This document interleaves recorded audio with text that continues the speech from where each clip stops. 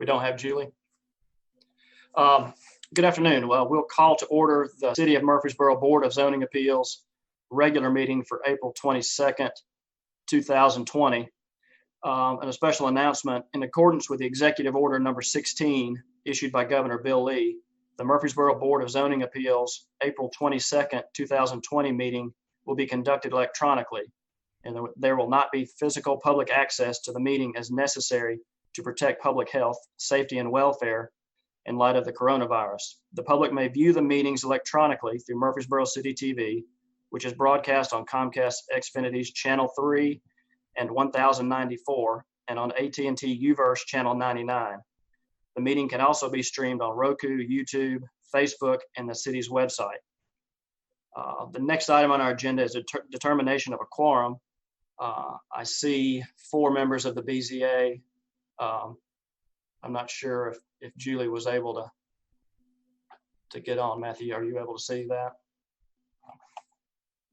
Chairman Young, Ms. King has not arrived yet, but we do have a quorum with 4 members present. Chairman Young, Julie is joining now. Okay.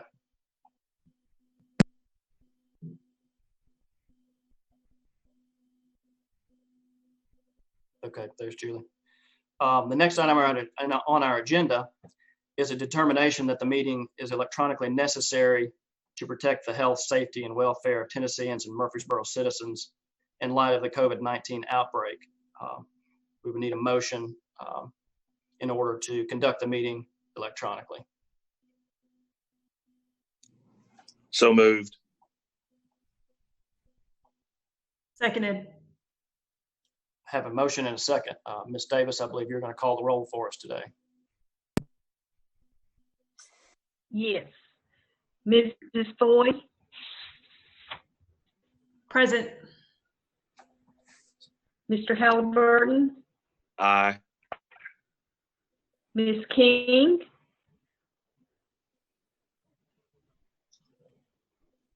Ms. King? Ms. King, you were muted. Aye. Mr. Tibbs? Aye. Chairman Young? Aye. Ms. Foy, if I could just confirm that your present vote was an aye. Yes, thank you. Thank you, Mr. All right, so that motion is passed. Next, we'll move to the consideration of the minutes from our regular meeting from February 26th, 2020. Those minutes were presented to the members of the board. Are there any changes necessary to those minutes? Hearing none, those minutes will stand as approved, and we will move on to new business.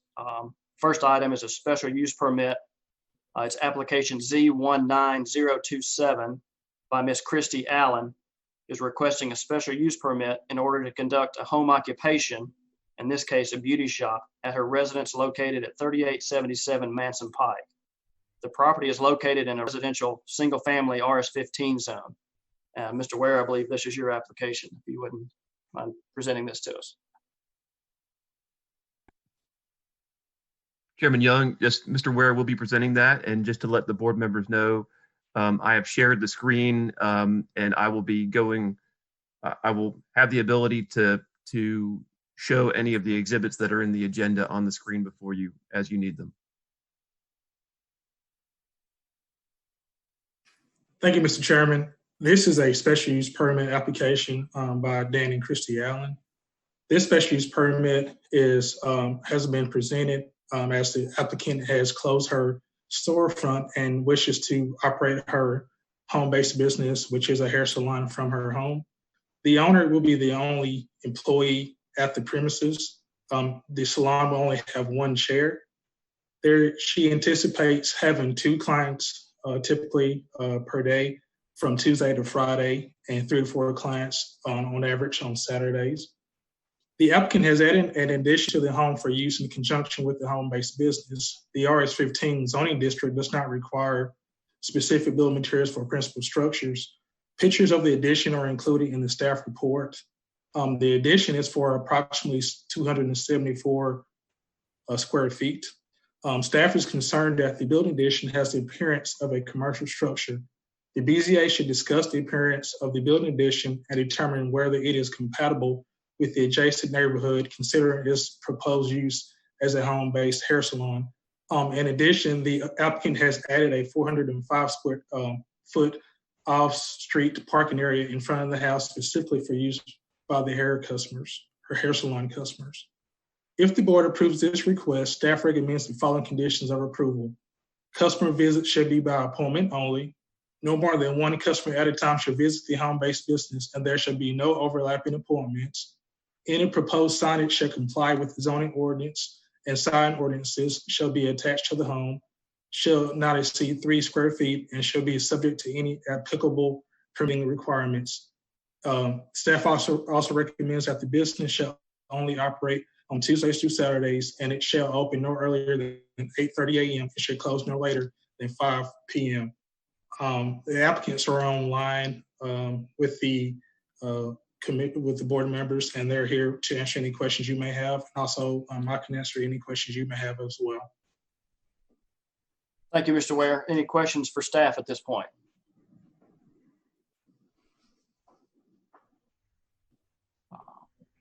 If not, we'll anything that Mr. and Ms. Allen would like to add. Chairman Young, I see on the screen that Mr. Tim Tips has his hand raised. Oh, I'm sorry. I need to get back where I can see everybody.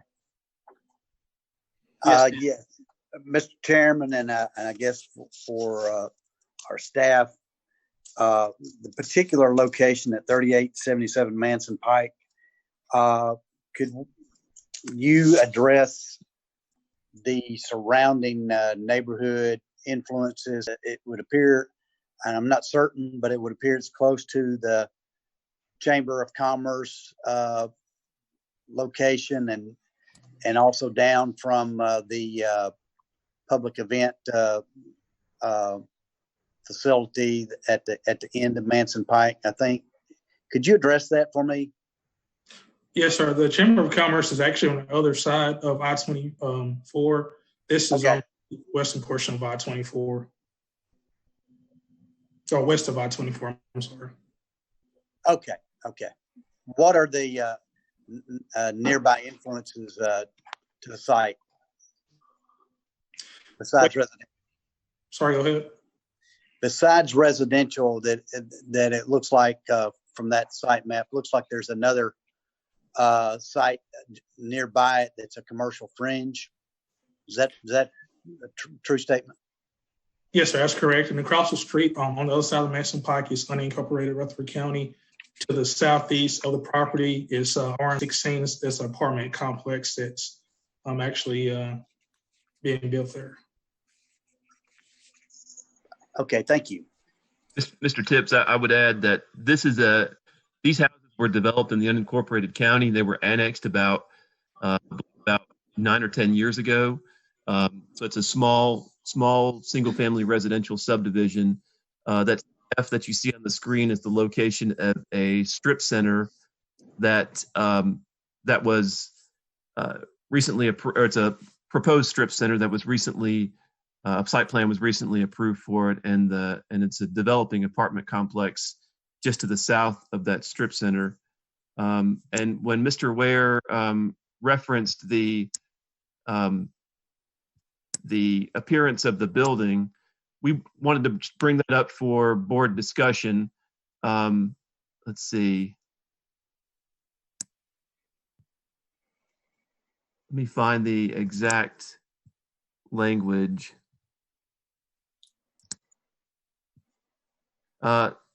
Additional standard number 3 for home occupation says there shall be no alteration of the residential building which changes the character as a dwelling.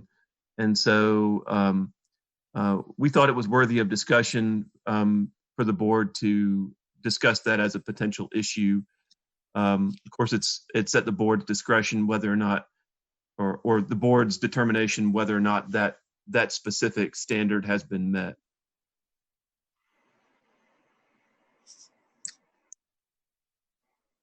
This is Julie King. How do we determine what is a appearance of a residential and what is the appearance of a commercial building? Is there a standard? I mean, is there something that provides that, or is that just up to the observer? Ms. King, there's not specific guidance in our zoning ordinance beyond that sentence that's in the additional standards. I think that would be discretionary by the board. I just don't know how we would be able to make that determination without it being arbitrary to future petitioners.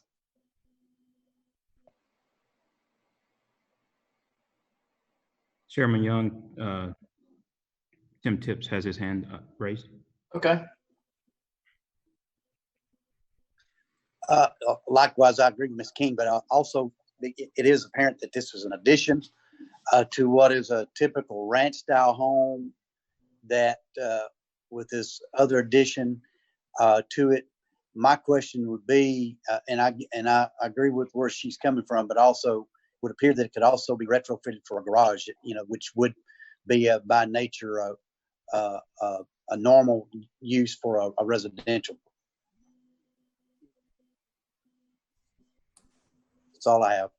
Okay, thank you, Tim. I guess this addition was built with proper permits and other than the visual appearance, there's nothing out of line with what was added here?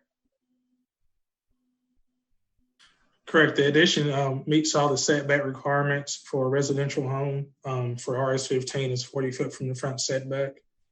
And they did apply for building permits.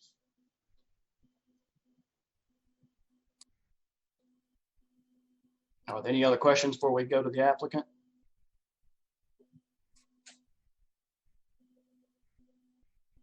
Oh, okay, I don't think so. Mr. Miss Allen, anything you would like to add to the application? Initially, this was built as an addition to the house on July of 2019 was the last days that she was in her commercial property. I think that we're overstating what the planned. Let me leave it at this way. We had a full commercial operation, and she was only seeing 1 to 1.5 clients a day on average when I looked at her books. And so, I really think that we'll be having 1 to possibly 2 people on a Saturday is what expectations are, because without having any walk-in capability like you would in a commercial, it's really just going to be taking care of her current client base. And again, that worked out to be about 1 to 1.5 per day and 2 on a Saturday. Lastly, the timing is actually, she doesn't take appointments until 10 o'clock. And the last appointment would be 5 o'clock, so they'd be finishing at 6, if that meets your approval.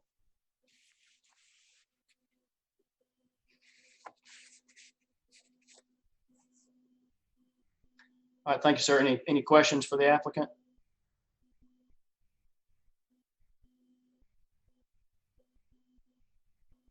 All right, if there are none, we will now conduct a public hearing. Matthew, has anybody requested permission to speak on this application? Chairman Young, no, sir. No one contacted us by the deadline to register to speak. All right, thank you. So we'll close the public hearing, and now we'll open the floor for any further discussion or motion.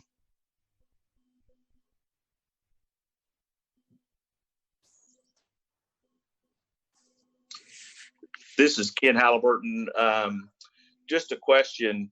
In the special use permit review overview, it dictates that their operating hours would be from 10 a.m. to 5:30 p.m., but the applicant just said that they would leave by 6. So I guess we need to take that. If we approve this, we may need to, as part of the motion, say that the ending time would be 6 versus 5:30 that's in the overview.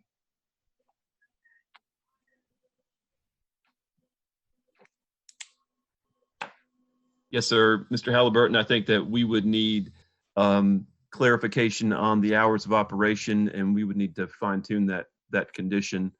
Also, I wanted to mention that just for the board's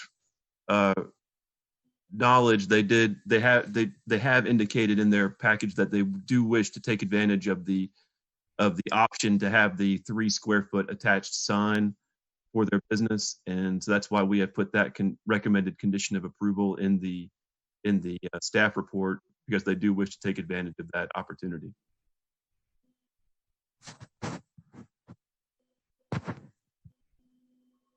It appears the applicant would like to speak.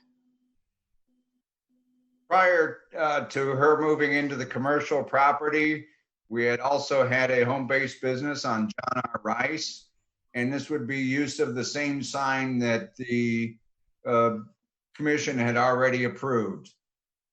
If we desire to put it on, it's not 100% if we're going to put it up or not, but we'd want your permission. I assume as long as that meets the square footage and the size requirements, according to city staff, there you're allowed a sign by right. Is that correct, Matthew? It's not allowed by right. It would have to be expressly approved as a part of the BZA application. Okay.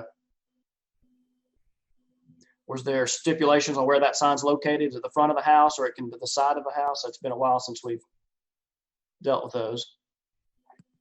I believe it just has to be attached. It could be attached to the front.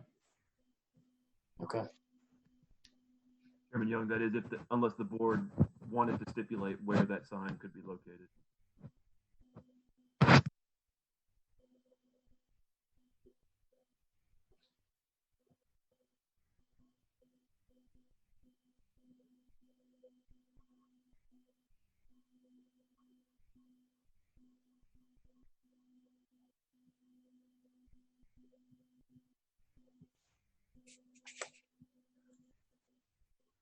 Any further questions? Motion from somebody?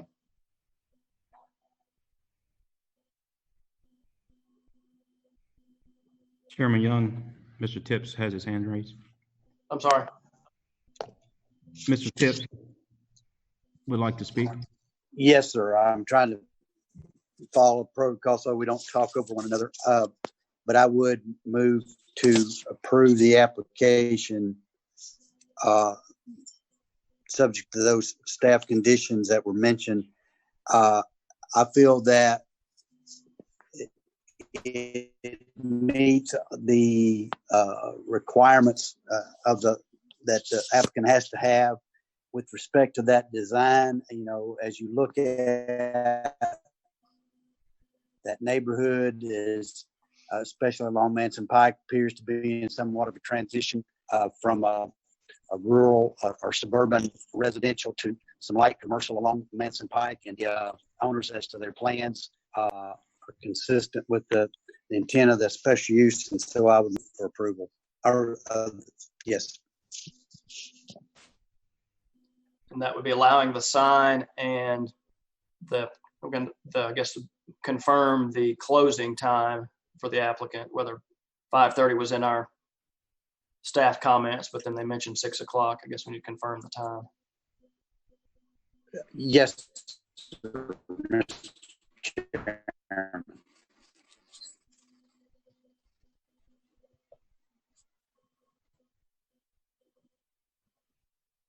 I didn't catch his.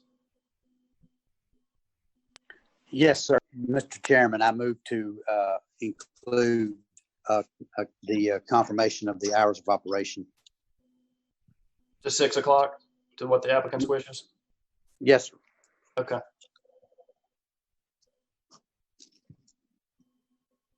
Second. All right. We have a motion and a second. Ms. Davis, would you call the roll?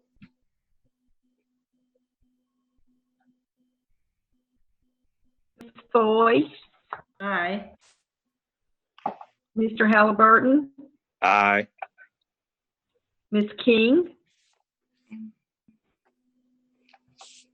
Ms. King, Aye. There was a delay. I apologize. Mr. Tipp, Aye. Chairman Young. Aye. Thank you. So that application has been approved. Thank you to the Allens. Our next application is Z20009 by Mr. Clyde Roundtree of Huddleston Steel Engineering for Believers Tabernacle. They are requesting a special use permit for the expansion of an existing institutional group assembly use, in this case a church, in a residential single-family RS-15 zone.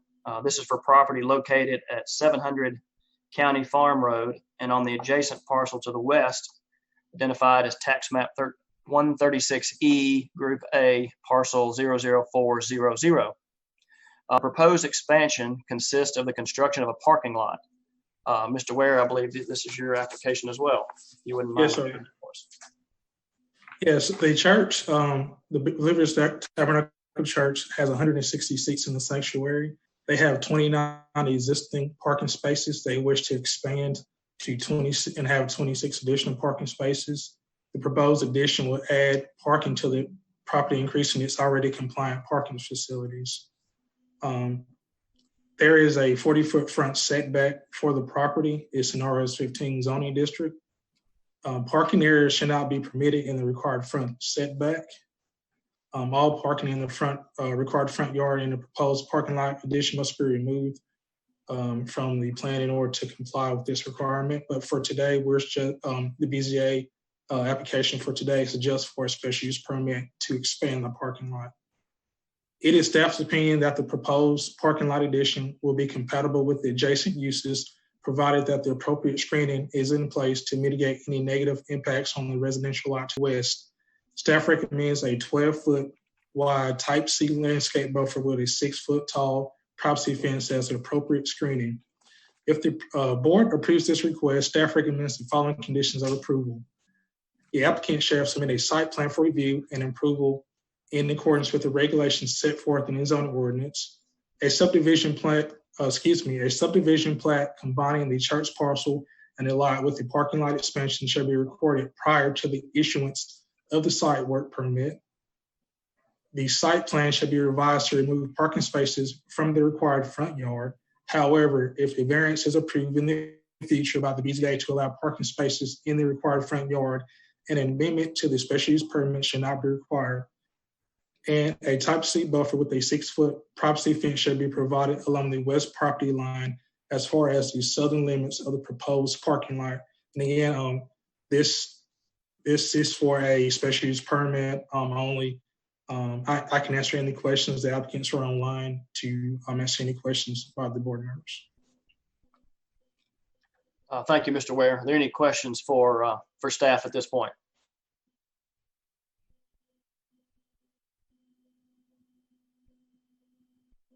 I don't see any hands. Mr. Roundtree, anything you'd like to add to this application? I believe you're muted. I certainly think that was a no.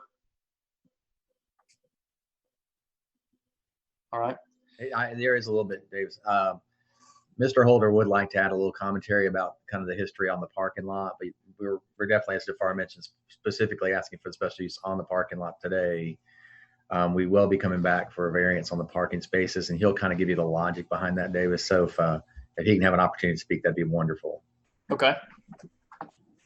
Chairman Young, if I could provide a little bit of additional history before Mr. Holder begins, I would appreciate it. There is an existing gravel parking lot on this property that is in violation, and the church is proposing to construct this parking lot as a means to remedy that violation. The options were either to remove the gravel from the property and seed and straw the area, or to construct a compliant parking lot. So they are proposing to construct the compliant parking lot. Mr. Ware alluded to earlier that and Mr. Roundtree also alluded to earlier that they do wish to apply next month for a variance to the standard that prohibits parking for institutional group assembly uses in the required front yard, i.e. the required front setback.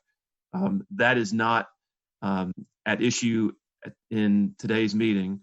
What you will be doing is determining whether or not the use that is being requested in the special use permit application meets all of the standards for to be located on this property, which is in an RS-15 zone. The variance to allow parking in the required front setback will be the subject of a separate application next month. So that would not be something to deliberate on at today's meeting because a separate public hearing will be required. So we as staff have no issue with the board acting on the special use permit request today. And I think that regarding the special use permit, if the variance is granted next month, then the site plan could show parking in the required front yard. If the variance is not granted next month, then simply the site plan before it's permitted will have to be revised to remove the parking from the required front setback. So that's just a little bit of additional background. I'll be happy to answer any questions as well. Okay, so while their use is not really changing, anytime that an applicant that has a special use makes any changes, then it's when it comes back to us to be able to take a look at those. I think we make a determination on whether or not the changes are significant enough. What they would be coming back to you for next month would be a variance to allow, or what they have indicated that they want to come back to you next month for is a variance to allow parking in the front setback. One of the standards for institutional group assembly uses in residential zones is that parking may not be located in the required front building setback. And they did not request a variance to that standard for today's agenda. All they requested was a special use permit. And so because that has to be advertised as a separate variance and it was not advertised for this meeting, they'll have to make a separate application for the allowance of parking in the front setback.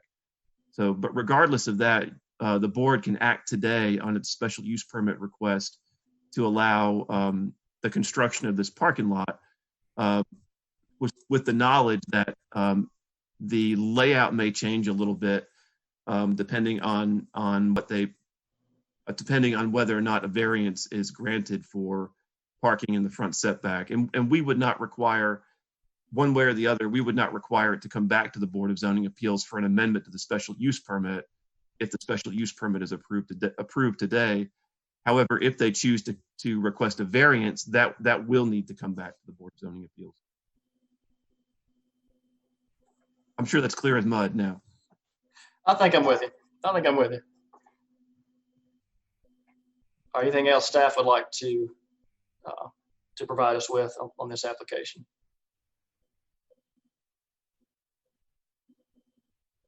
Any more questions for staff? And nothing for the applicants have provided all the comments they wish to. If that's the case, then we'll conduct a public hearing. Matthew, has anybody asked to participate in this application? No, sir. No one signed up by the deadline, so we will have no participants in this public hearing. I would mention that I do believe that Mr. Roundtree mentioned that Mr. Holder, his client, would like to say a few words as well. Okay.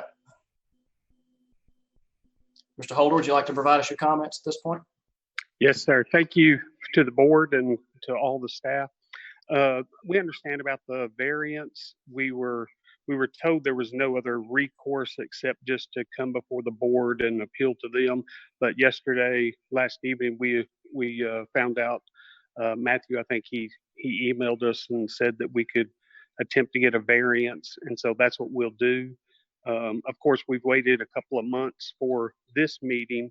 So the only thing according to for us for the variance is we'd like to have it on next month's agenda. We may have missed the time that you can turn it in or whatever, but because of no fault to the board, the corona thing that hitting, we've not had these 2 months. If we'd have known, we would have definitely applied for variance. So that's what we'd like to do.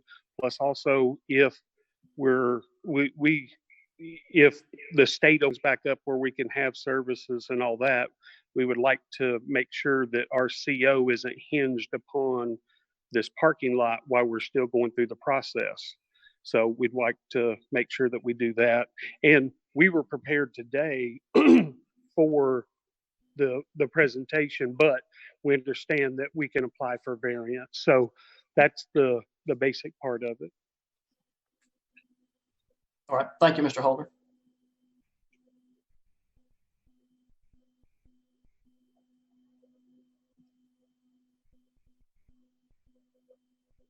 Any further questions for anyone, or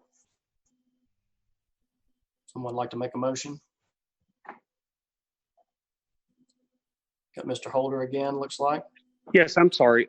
One other thing is, if the site plan or whatever that we're doing today is special use is approved, do we have to do it where the plants are the way that they are? And I know they've recommended a fence. I know it's not a requirement, but they've recommended.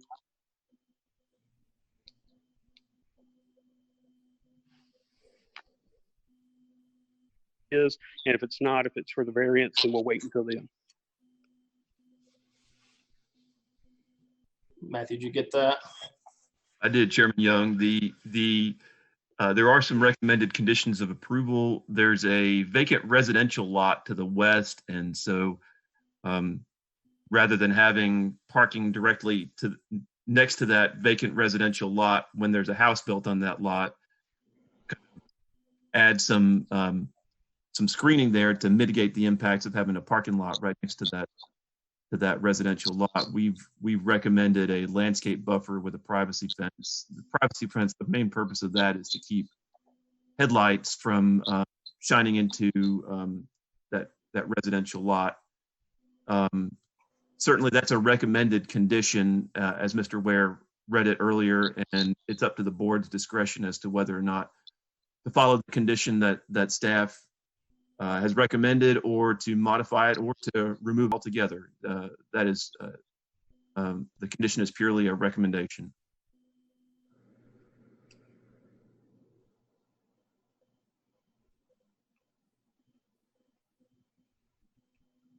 Thank you, Matthew. I don't see Mr. Holder anymore where that got his question answered. Ken, you had something? He asked about the C of O, and sorry. We heard you. Okay. He asked about the C of O, and I was just wondering about that question, that would anything that we're doing here cause a delay of him not being able to have services or something of that nature, assuming you can have services after May 1st. Mr. Halliburton, I'll take that one. Ms. Rush and I had been working with Mr. Holder on trying to bring that gravel parking lot into compliance, and trying to come up with an appropriate path to that. They're doing an addition onto the church next door, and so we were going to tie the addition, or tie the C of O for the addition to the bringing the parking lot into compliance. We'll revisit that with the applicant after the meeting. We'll look at the timing of when they're going to be complete with that, and see what our options are. But right now, I'm not prepared to commit one way or the other as to the timing of. Okay.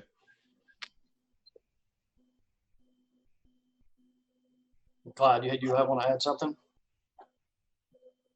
You're muted. Since Mr. Holder is not on the line anymore, or here he is, he's back, but I think he said probably within the next 30 days, they should have the new facility addition completed. Is that right, Greg, as far as completion date? That's what it's looking like now. I don't know how, but we got disconnected, and I heard zero of what Matthew said, and I didn't see anything else. So after I spoke the last time about the fencing and the plants, that's the only thing I heard. I don't know if everybody else was on, but Joseph and I were not on. Mr. Holder, I just said that after the meeting, we can talk with you independently look at the timing of when the parking lot will be completed versus when your addition will be completed, and we can evaluate what our opportunities are there. Okay. And are we still, you know, I know the recommendations, but because we would like to not put a fence in accordance with the one that we're going to do and operate now, because one plan has us at the 12 foot, but the plan that we're recommending has us at a pinch corner of 12 foot up to 40 feet away from the property line. So that's why we're in that part. So that's why we're asking, are we approving today or disapproving? Are we approving today with those recommendations, or do we get to debate the merits of it? Or are we not worried about the fence and that kind of stuff right now today?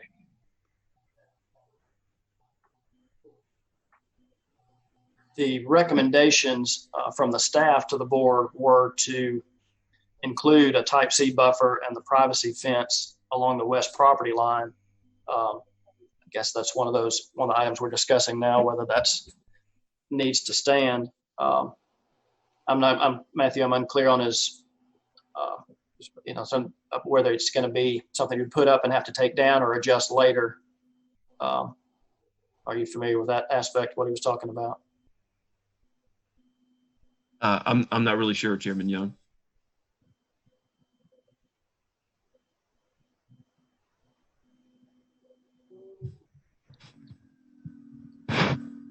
Yes, Mr. Holder. Yes, what I was asking is if we're going to have approval today of a special use, is it be contingent upon having that fence there or not having the fence there? That's basically the only thing that we have until we get to the variance. We're not wanting to put the fence and stuff there. From what I can tell, that'd be the only person that has any fence here anywhere.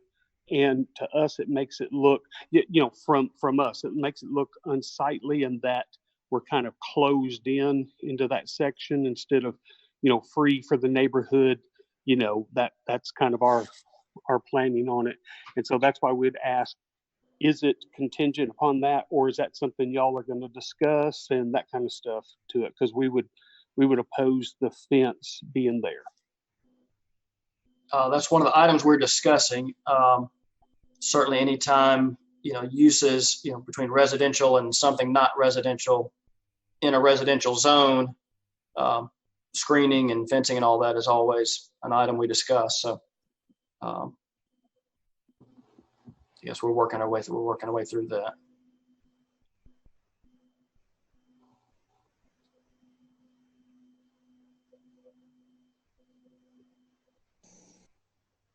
Mr. Chairman, this Tim Tips, permission to speak? Sure.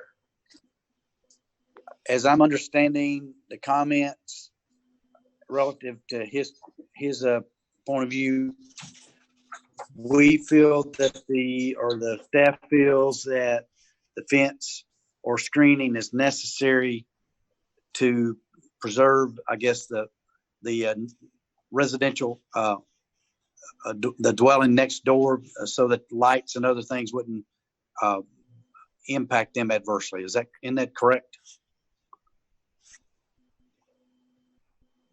Mr. Tips, the lot next door is a residential lot, but it's vacant. There's no house on it right now, but it is a platted single-family residential lot, and so just trying to suggest an appropriate screen or transition so that when a house is built there, the residents won't have headlights shining into their yard or into their house. And oftentimes privacy fences is how we accomplish that, in conjunction with a buffer. Privacy fence can be used to reduce the amount of plantings. The type C option is what we had recommended in our staff comments. However, there's a type B option, which is a 10-foot wide buffer instead of a 12-foot wide buffer that may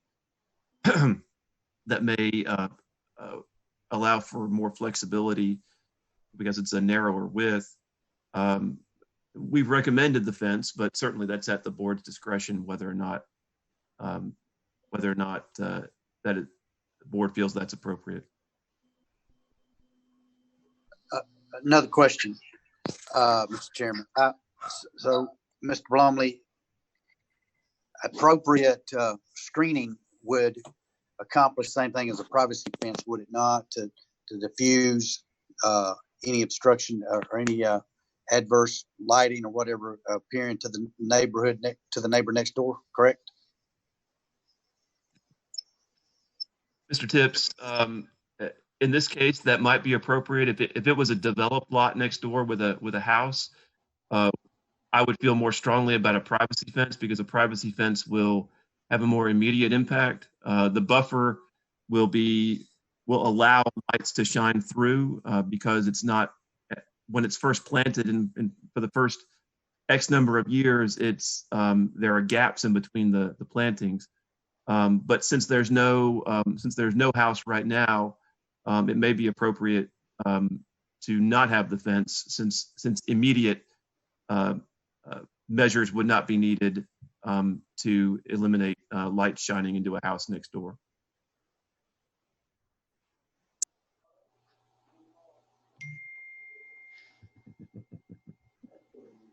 Is there a question of having to adjust the fence, what we approved today, and then having to adjust it that could be addressed next month? Or is this a question of we don't feel a need for any sort of privacy buffer on that side?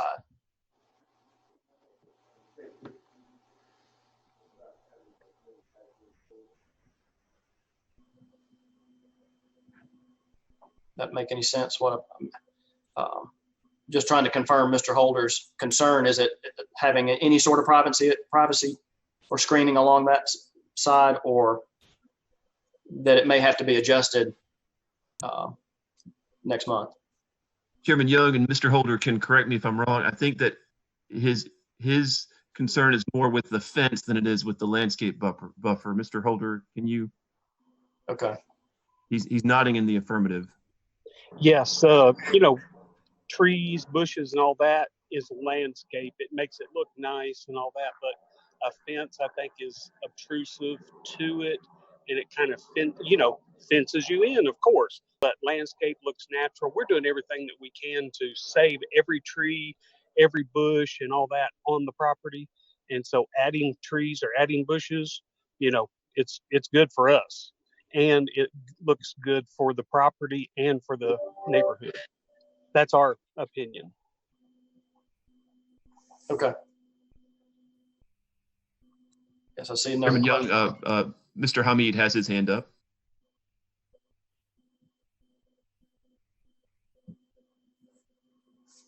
You're muted. Fence itself. Reason being that we're leaning towards the trees is as far as our services, the way they're conducted here, there will be no headlights that will be affecting any of the neighborhood because we only have two services, one on Sunday morning. Wednesday evening is our next service, which is from 7 to about 8:30. And if someone should purchase the property beside our parking lot, at the front of their home will be facing the County Farm Road.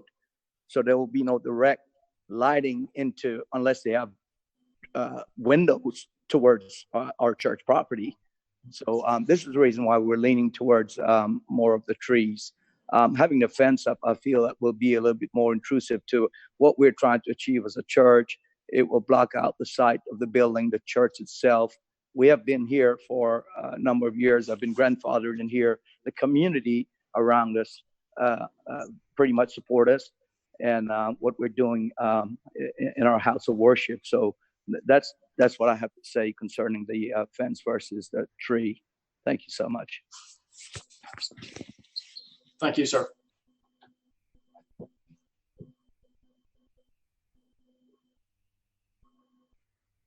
Ms. King? Yes, I just wanted to make sure we understood what change we'd want to make to that condition, if we'd want to remain a type C buffer with no fence, or if we were to approve the request, that we would amend those conditions. In what way does the city, what's the language we need to use to make that amendment?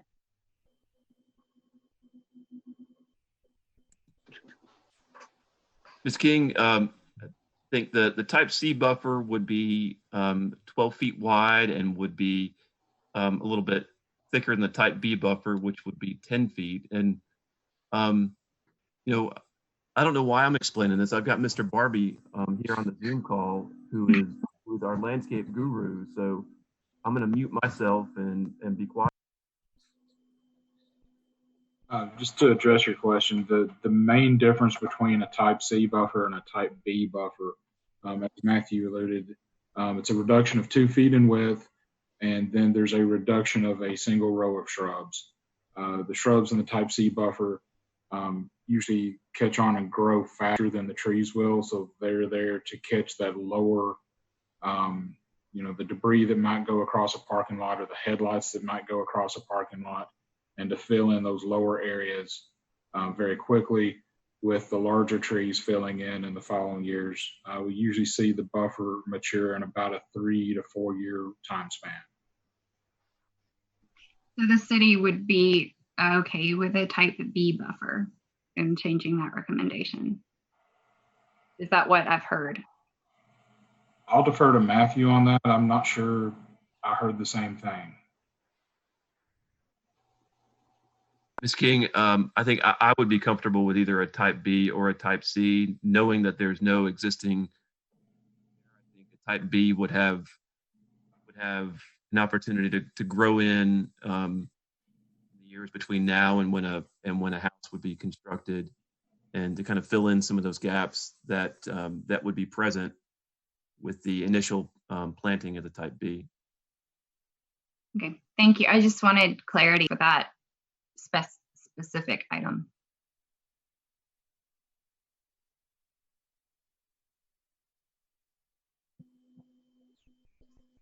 Any further questions or a motion from the board? I'll make a motion to approve with the recommended conditions, with the exception of making that change on condition number 4 to a type B buffer with and no required fence. Mr. Chairman, I'd like to second the motion. Is Tim Tips. All right, we have a motion and a second. Ms. Davis, will you call the roll for us? Yes. Ms. Foy? Aye. Mr. Halliburton? Aye. Ms. King? Aye. Mr. Tips? Aye. Chairman Young? Aye. All right, that application's been approved. Appreciate everyone's assistance on that one. Our next item on our agenda is a special use permit amendment request.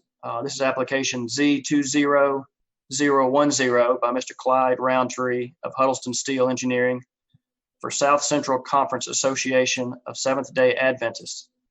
They're requesting to amend a special use permit that was approved by the BZA in May of 2019 for the expansion of an existing institutional group assembly use, in this case a church, in an RS8 zone, and this is for property located at 711 North Manny Avenue.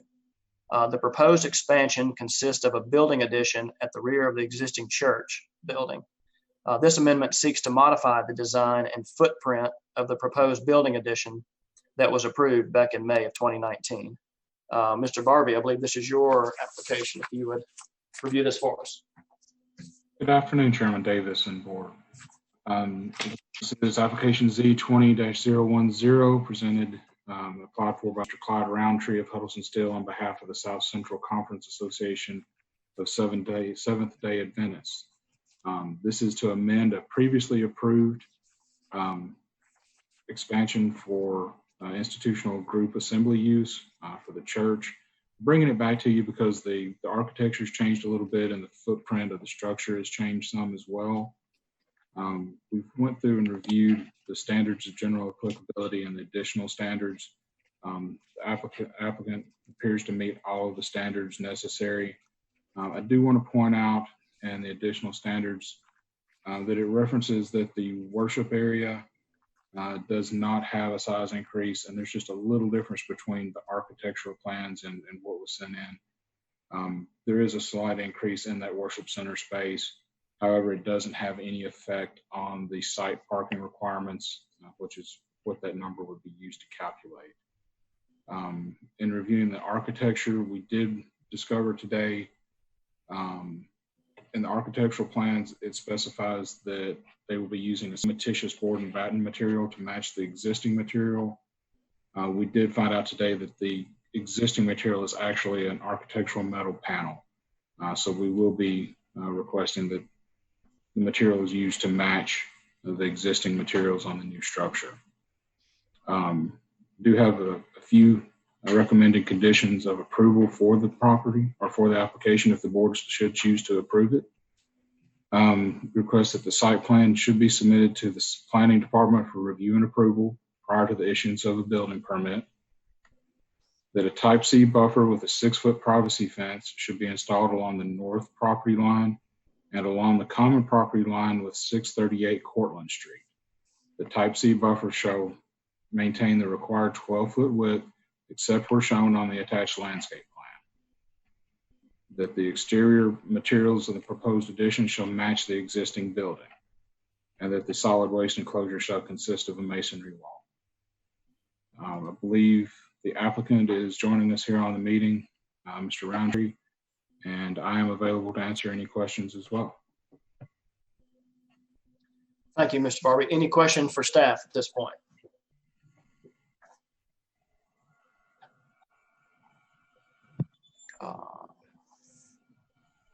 Matthew, you have something? Sure. Yes, thank you, Chairman Young.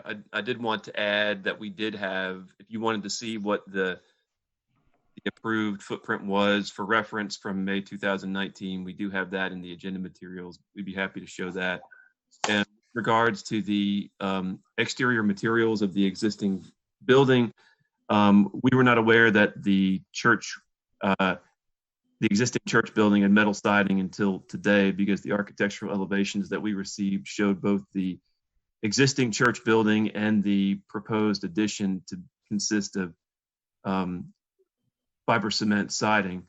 Got a text from the contractor just a few minutes ago who indicated that the church wished to use board and batten hardy board siding on the which is fiber cement siding on the addition to match the existing metal siding as best they can. And so from the Board of Zoning Appeals standpoint, what as we've discussed in previous meetings, it's the board doesn't act as an architectural review board. The board's main concern is making sure that the architecture is not going to have a negative impact on the adjacent residential area.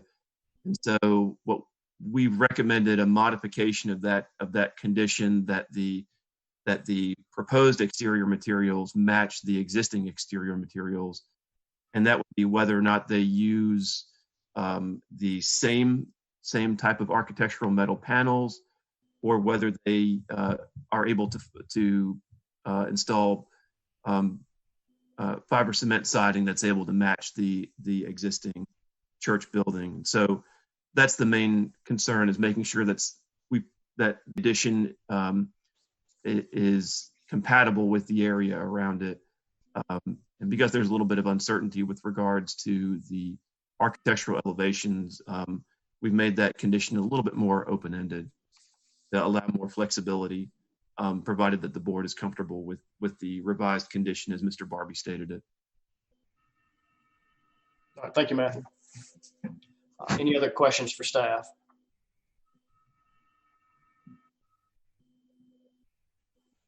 I don't see any hands. Mr. Roundtree, anything you'd like to add, or the applicant like to add to this one? Mr. Huddleston. Thank you, Mr. Chairman. I understand the requirement about the type C buffer, which is 12 feet. However, at one corner, it looks like we've got a sidewalk slightly encroaching into that 12 feet. It might be 10 feet at that one corner in the very rear, and I'm hoping that's going to be okay.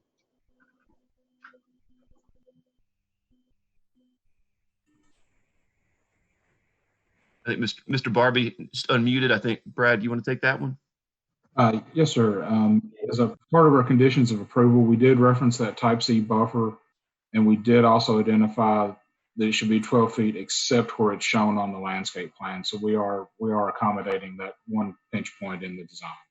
Great. Thank you very much.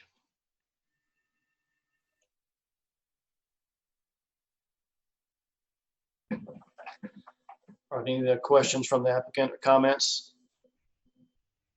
I don't see any. At this time, we'll conduct a public hearing. Matthew, has anybody reached out to comment on this application? No, sir, Chairman Young. No one registered to speak by the deadline yesterday. Thank you. All right, we will close the public hearing and open the floor for further discussion or a motion.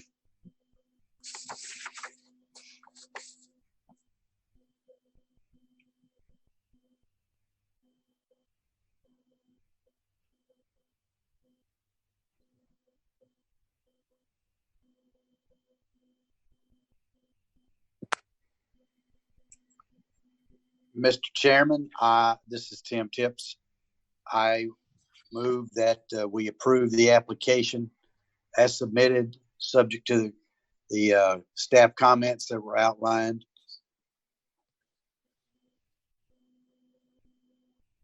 Second. All right, we have a motion and a second. Ms. Davis, if you would call the roll, please. Yes. Ms. Floyd? Aye. Mr. Halliburton? Aye.